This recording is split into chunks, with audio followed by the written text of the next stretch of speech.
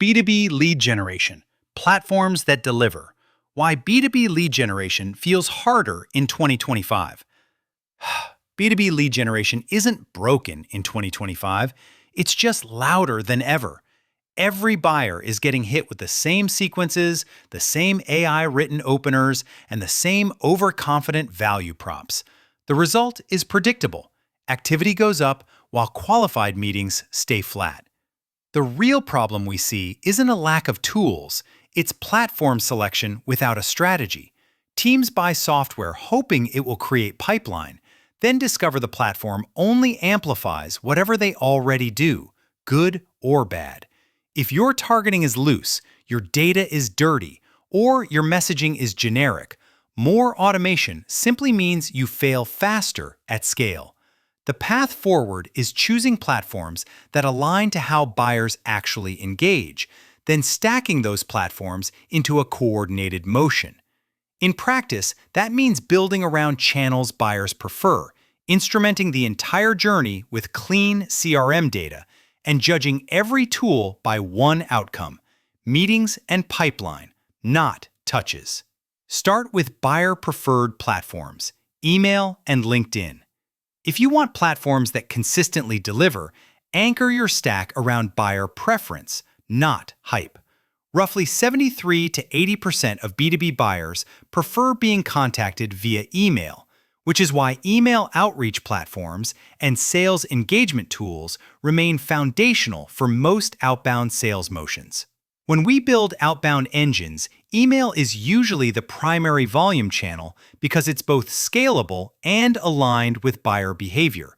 On the social side, LinkedIn is the B2B default. About 80% of B2B social-sourced leads originate on LinkedIn, and roughly 89% of B2B marketers report using LinkedIn for lead generation.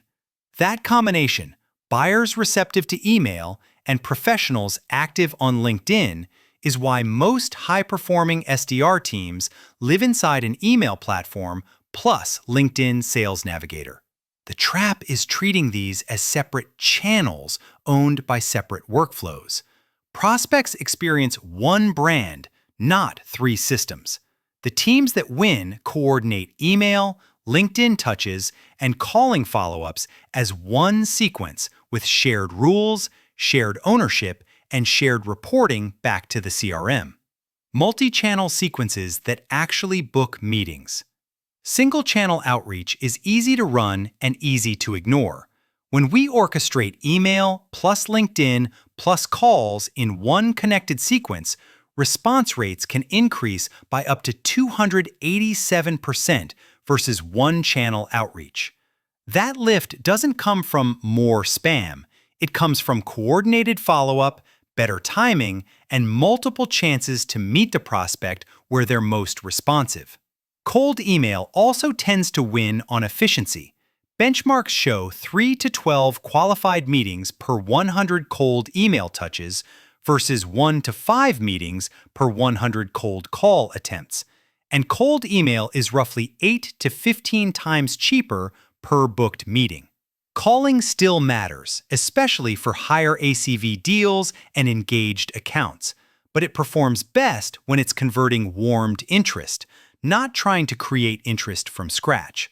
This is where a strong sales development agency or outbound sales agency earns its keep, not by adding more touches, but by designing a repeatable, multi-channel sequence per ICP. Whether you run it internally or through sales outsourcing, your goal is the same: build one high-performance sequence, prove it, then scale it responsibly. Build a stack that supports execution, not tool sprawl. Most teams don't have a channel problem, they have a stack problem. A Frankenstein setup, multiple databases, disconnected sales engagement, separate LinkedIn outreach services, and a dialer that doesn't sync cleanly creates dirty data and constant context switching. You pay for licenses, then quietly pay again in rep time, missed follow-ups, and broken attribution. A clean foundation is simple: CRM as the system of record, one sales engagement platform to orchestrate sequences, one primary data/intent source feeding verified contacts, and LinkedIn Sales Navigator for account context. Before buying anything else, tighten your ICP, standardize your required fields, and enforce verification so unqualified records never enter sequences. A smaller, higher quality list consistently outperforms a massive list with weak fit. The difference between a platform and a pipeline engine is integration and reporting. If activity and outcomes don't flow back into Salesforce or HubSpot cleanly, you can't trust channel performance, territory planning, or forecasts. We advise teams to design reporting first, then select tools that can feed those dashboards without manual exports and spreadsheet glue. Platforms don't create pipeline. Disciplined targeting, clean data, and coordinated sequences do. Email platforms, Deliverability, Personalization, and Cadence. Email platforms deliver when you treat deliverability like infrastructure, not an afterthought. Warm sending domains, conservative daily send caps per inbox, and strict bounce prevention are what keep your cold email agency motion alive long enough to compound. If your list quality is weak, your platform will still send, but you'll pay for it in spam placement and domain reputation. On the performance side, cold email is still one of the most predictable levers in outbound. Benchmarks show 3 to 12 qualified meetings per 100 email touches when the ICP and offer are tight, which is why email remains the backbone channel in most modern SDR programs. The teams that sustain those numbers don't rely on one template. They run continuous tests on subject lines, opening angles, and calls to action. AI personalization is now table stakes, but it has to be used as leverage, not as a shortcut. We like using AI to draft first-pass personalization for the top tier of accounts, then having reps edit for accuracy and tone before sending. That keeps SDR time focused on conversations and high-intent follow-up instead of manual research and repetitive writing. Data and intent platforms, when they pay off and when they don't.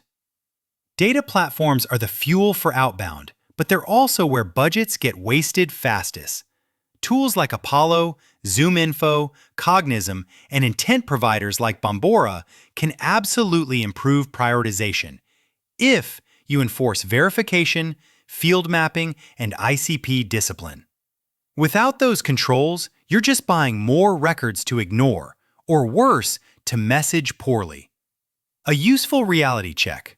Apollo's own RevOps team reported that after building an account-based motion on the Apollo platform, they tripled meetings booked and increased sales-qualified opportunities by 23%. The platform wasn't the magic. The account-based design, clean routing, and consistent execution were. Treat case studies as proof of what's possible when process and tooling work together.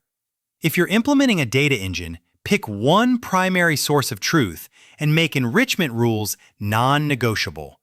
Every net new contact should be verified, deduped, and tagged to the right persona, segment, and sequence before an SDR ever touches it.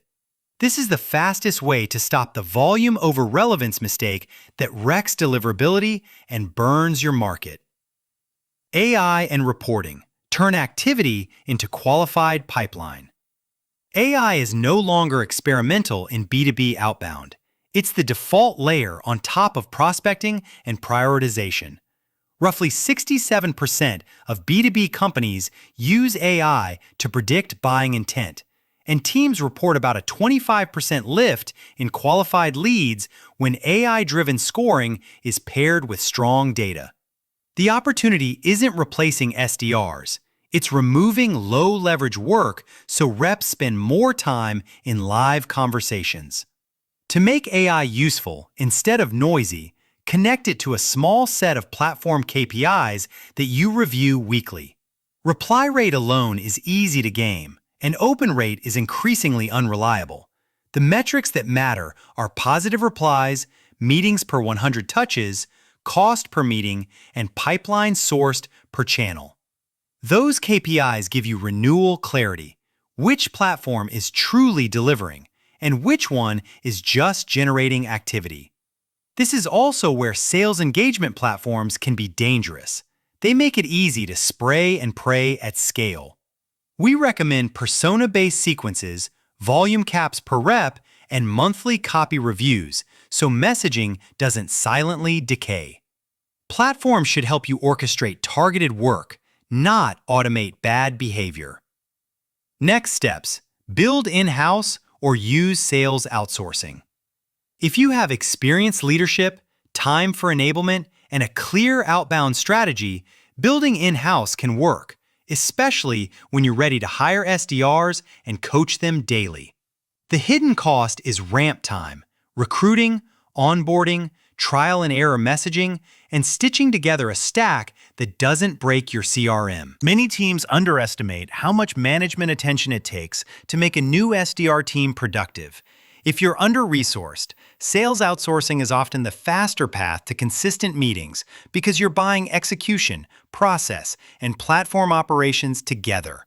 That can look like an outsourced sales team running cold email, LinkedIn outreach, and a cold calling team with a proven dialer motion, especially if you're evaluating cold calling services or a cold calling agency for higher ACV follow-up.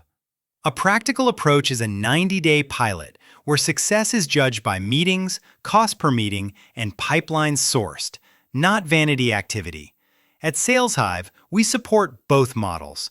We can help teams improve their internal stack and sequences, or act as a full B2B sales outsourcing partner when speed matters. Our SDR agency model combines US-based and Philippines-based SDR coverage with an AI-powered outreach platform, plus list-building services that keep data clean and ICP aligned. The goal is simple: fewer tools, tighter sequences, and a measurable outbound engine you can scale with confidence.